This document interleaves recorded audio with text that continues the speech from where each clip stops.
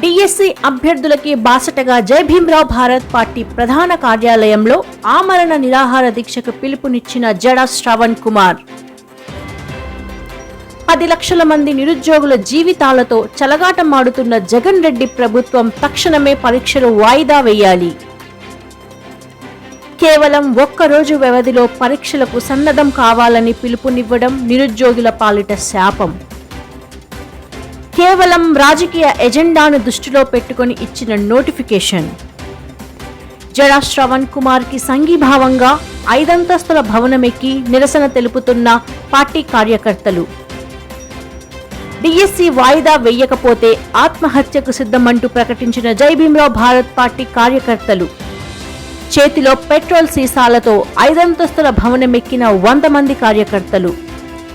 పరిస్థితి ఉధృతంగా మారింది.